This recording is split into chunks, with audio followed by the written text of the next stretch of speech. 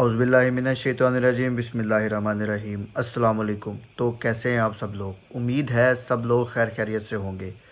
तो आज हम आपको देंगे कराची सऊदी एम्बेसी की अपडेट और इस्लामाबाद सऊदी एम्बेसी की अपडेट और इसमें लगने वाले वीज़ों की शरह, और इसके साथ साथ जो ऑब्जेक्शन देखने को मिले हैं दोनों एम्बेसीज़ में वो भी हम आपसे शेयर करेंगे। और हम शामिल करेंगे उन भाइयों के कमेंट्स भी जो उन्होंने मेरी लास्ट वीडियोस पर किए थे। तो सबसे पहले मेरी आपसे गुजारिश है कि आप मेरे चैनल को लाइक, शेयर और सब्सक्राइब ज़रूर करें ताकि आप तक वीडियोस पहुंचती रहें और आपकी रहनुमाई होती रहे। और वीडियो को आखिर तक देखिएगा क्योंकि इसमें सारे भाइयों के कमेंट्स शामिल होते हैं और बहुत सारे कमेंट्स ऐसे भी हैं जो आप नई वीडियोस पर भी करते हैं, लेकिन वो पिछले वीडियोस में उनका जवाब मैं ऑलरेडी दे चुका होता हूं। तो वीडियो को लाजमी आखिर तक देखिएगा, थोड़ी लंबी हो सकती है। सबसे पहले अगर हम बात करेंगे सऊदी एम्बेसी की, जो रवां हफ्ते की सूरत हाल है उसमें कोटा चेंजेस देखने को मिली हैं। कराची एम्बेसी में कभी 20 पासपोर्ट का कोटा, कभी 10 पासपोर्ट का कोटा जाता रहा है।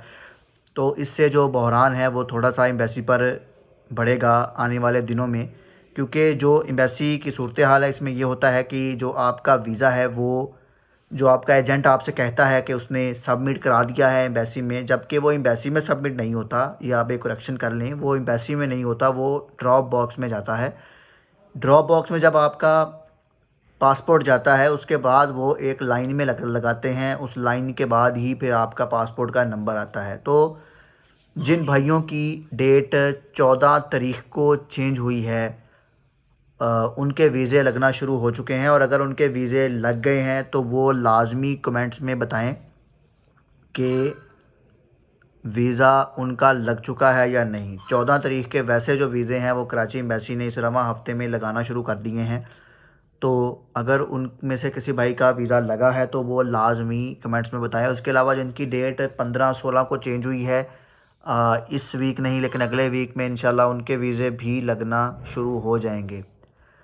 तो इस्लामाबाद एम्बेसी में सूरत हाल भी यही है, तकरीबन वीज़ा लगने के लिए जाता है। अब बात यह है कि अब कई भाई नीचे जो कमेंट्स सेक्शन में बता रहे होते हैं कि हमने डॉक्यूमेंट्स सबमिट करवा दिए हैं, हमारे डॉक्यूमेंट्स वहाँ पर पहुँच चुके हैं, एम्बेसी पहुँच चुके हैं। देखें, आपके एजेंट या आपके एजेंसी वाले ने आपको यही कहना है कि हमने एम्बेसी जमा करवा दिए हैं। वो एम्बेसी जमा नहीं करवाते, वो अपने चैनल को देते हैं और उनका चैनल ही आगे एम्बेसी में लेकर जाता है।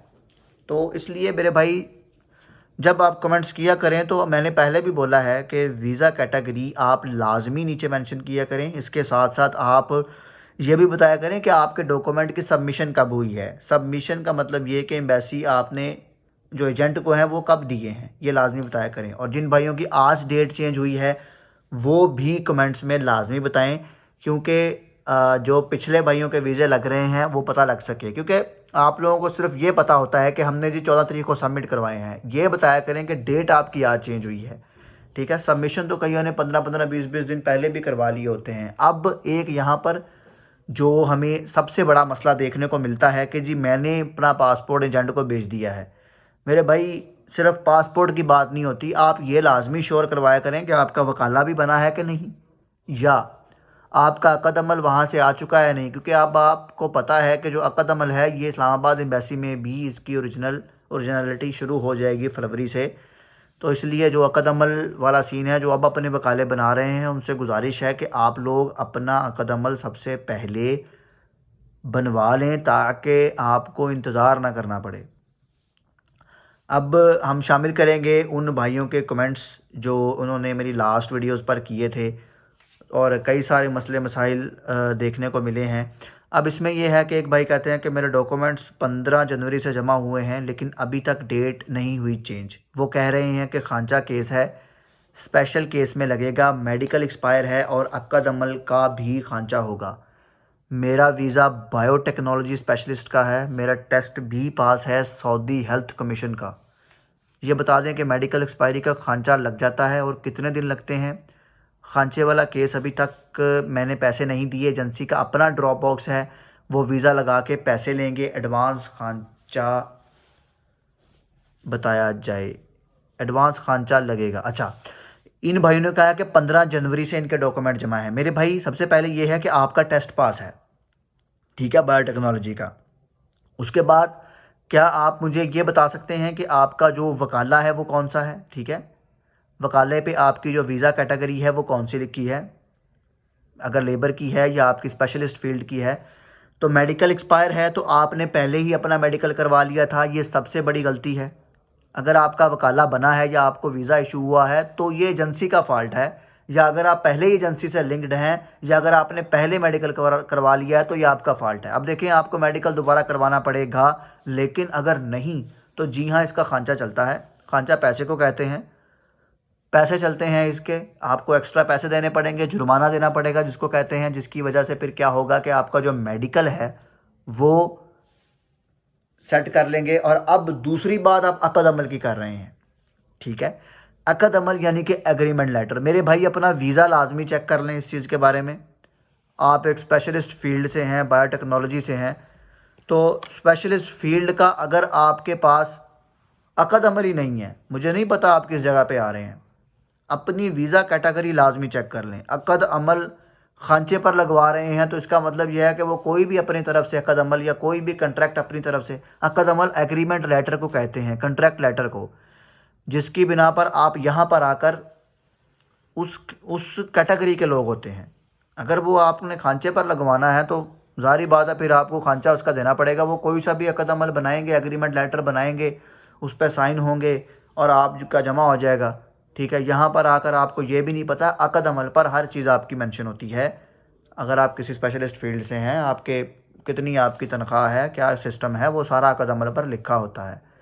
तो मेरे भाई सबसे पहले आप अपनी वीज़ा कैटेगरीज़ को देख लें।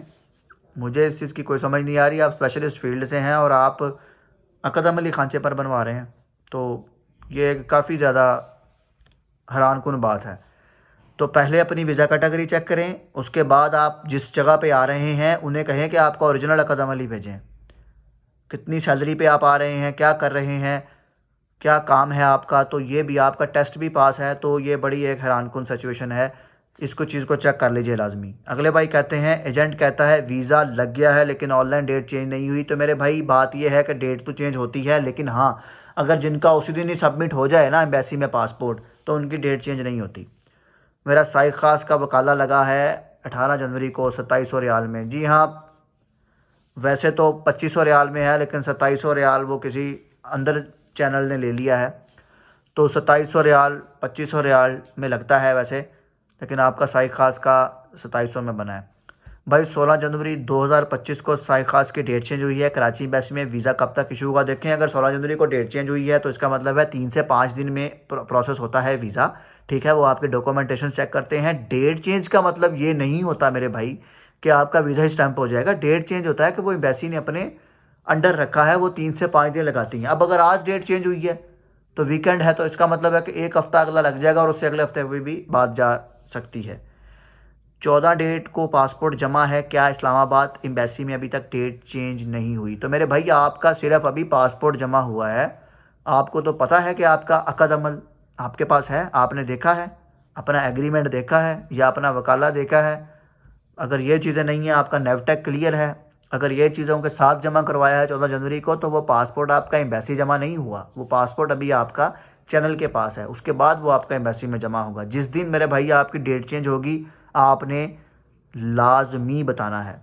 डेट चेंज होने की सूरत में कितना वेट करना होता है अंदाजे के मुताबिक? मेरे भाई एक हफ्ता कम से कम। अगर डेट चेंज हुई है सोमवार वाले दिन तो आपको अगले सोमवार तक वेट करना पड़ेगा। अगर डेट चेंज हुई है जुमे वाले दिन तो आपको अगले जुमे नहीं बल्कि अगले सोमवार तक आपको वेट करना पड़ेगा, क्योंकि आपको पता है कि 2 छुट्टियां होती हैं, सैटरडे संडे एम्बेसी ऑफ होती है।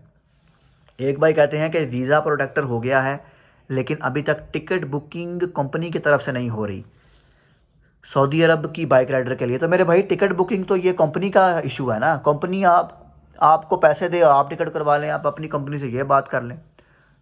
साइक शहाना का नेवटेक है कि नहीं? मेरे भाई साइक शहाना का नेवटेक लगता है। साइक खास के वकाले की फ़ी कब कम होनी है? देखें, ये मकतब को पता होता है, जितनी मकतब फ़ीस लेता है ये उतनी ही अपना वकालों की फ़ीस होती है। अब कईयों का 2700 रियाल में लगा है, अभी कमेंट मैंने बोला है, लेकिन 2500 रियाल फ़ीस है। ये कम नहीं है, ज़ाहिर बात है कि ये इतनी फ़ीस ही लग रही है। भाई आमिल तमील व तंजील का वीज़ा किस चीज़ का है?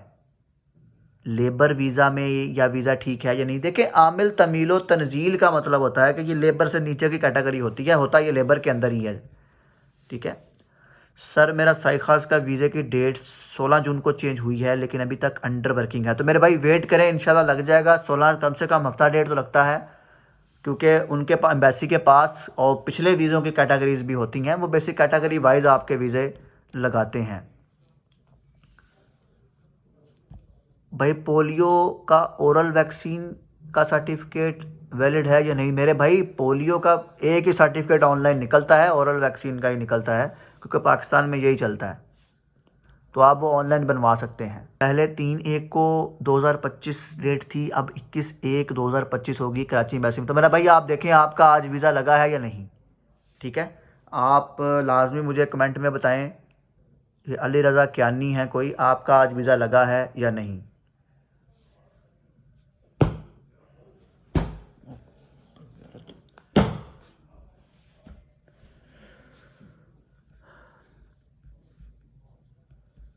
अब एक भाई पूछते हैं अकद अमल क्या होता है। जी हाँ, अकद अमल आपको पहले भी बताया है, ये आपका एग्रीमेंट लेटर होता है जो आपका एजेंसी कंपनी या आपके कफ़ील इसको बना के देते हैं। ये उसमें आपकी सारी डिटेल लिखी होती है, ईच एंड एवरीथिंग, आपका खाना पीना रहाइश तनख्वाह हर चीज़ इसमें लिखी होती है।